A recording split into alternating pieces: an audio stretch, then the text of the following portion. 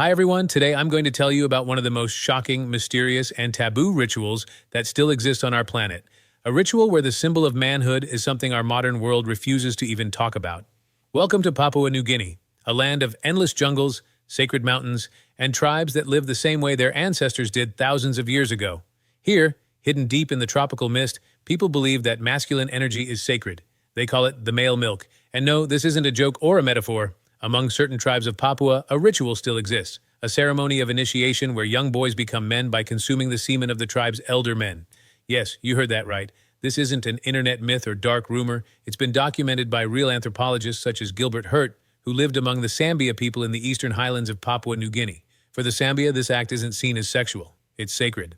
They believe that a boy is born without masculine strength, that he must receive it from a grown man, and the only way to gain that power is through the male milk. From early childhood, boys are separated from their mothers and sent to live in men's houses, known as house tambaran, where they are trained, purified, and prepared for manhood. The feminine is seen as impure, while masculine energy is considered life-giving. Only by absorbing that energy, they believe, can a boy's spirit awaken, and he can truly grow into a man. It's shocking, yes. But for them, this ritual isn't about desire, it's about transmission of strength. It's a sacred exchange, a rite that symbolizes courage, lineage, and unity between generations. According to ancient legends, the first man wasn't born from a woman, but from a divine exchange of male essence between the gods themselves.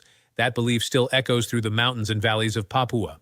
Anthropologists who live there describe these rituals as strictly supervised, reserved only for the most respected elders and chosen initiates. The act was never seen as shameful, it was an honor. To feed the next generation meant giving your power, your spirit, your manhood.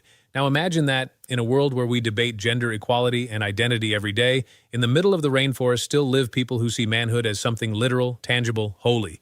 These rituals are slowly disappearing. The government of Papua New Guinea has banned them, missionaries and teachers have called them a pagan sin, but some researchers claim that in remote villages, far from civilization, they still happen in silence under the cover of night.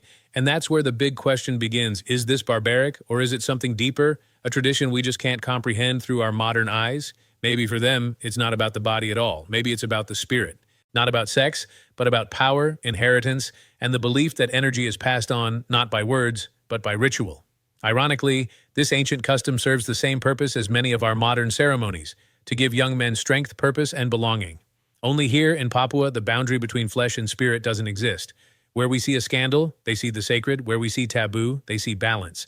This isn't fantasy, it's real. A world where manhood isn't a stage of life, it's a ceremony. Where milk of life isn't a symbol, it's a passage, a gift from one generation to the next.